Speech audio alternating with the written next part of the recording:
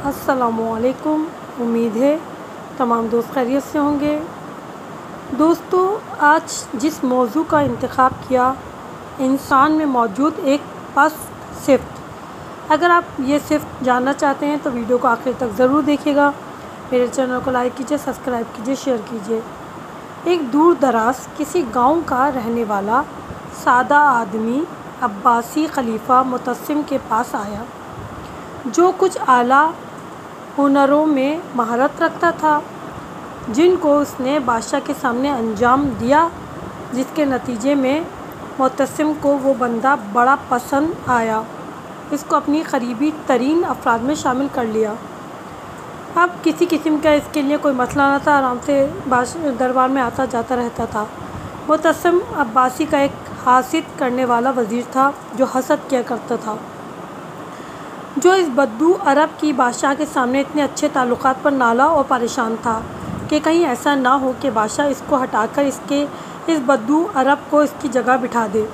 اب اس وزیر نے انہی خیالات کو رکھتے ہوئے ظاہر میں اس بدو عرب سے دوستی بڑھانا شروع کر دی، یہاں تک کہ وزیر نے ایک دن اس بدو کو اپنے گھر دعوت پر مدعو کیا۔ کھانے میں لہسن کو زیادہ ڈال دیا۔ جب اس نے کھانا کھایا تو اس کے بعد اس عرب کے منہ سے شدید بدبو آنے لگی، اور پھر اس وزیر نے اس سے کہا منہ کی اس بدبو کے ساتھ بادشاہ کے پاس نہ جانا، کیونکہ اس کو اس بدبو سے سخت نفرت ہے۔ تو اس کے بعد وزیر اکیلا گیا بادشاہ کے پاس اور کہا کہ وہ بدو عرب کہہ رہا تھا کہ بادشاہ کے منہ سے سخت بدبو آتی ہے، جو مجھے ذرا بھی پسند نہیں۔ بادشاہ یہ بات سن کر غصے میں آ گیا، فوراً بدو کو دربار میں حاضر ہونے کا حکم دیا۔ وہ بدو عرب اس چیز سے ڈرتے ہوئے جو بدبو اس کے منہ سے آ رہی تھی، بادشاہ کو وہ بدبو پسند نہیں، منہ پر ہاتھ رکھے دربار میں داخل ہوا۔ تو بادشاہ یہی سمجھا کہ وزیر کی بات صحیح تھی اور یہ میرے دہن کی بدبو کی وجہ سے ایسا کر رہا ہے۔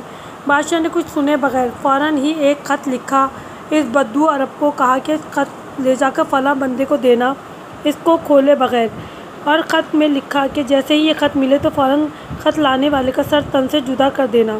جیسے ہی بدو دربار سے باہر آیا تو وزیر اس کے پاس آیا، پوچھا کہ کیا ہوا۔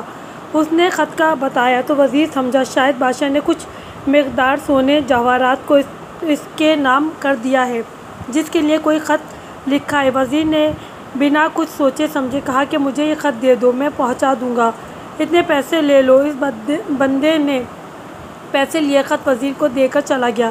وزیر فلاں شخص کے پاس پہنچا، خط دینے کی صورت میں اس نے وزیر کا قتل کر دیا۔ کافی دن گزر گئے، بادشاہ پریشان تھا، وزیر کہاں ہے، اتنے دنوں سے کوئی خبر نہیں، یہاں تک کہ ایک دن اسی بدو عرب کا دربار میں آنا ہوا۔ بادشاہ اسے دیکھ کر حیران رہ گیا، فوراً اس سے خط کے بارے میں پوچھا تو اس شخص نے اس تمام قصے کو بیان کیا۔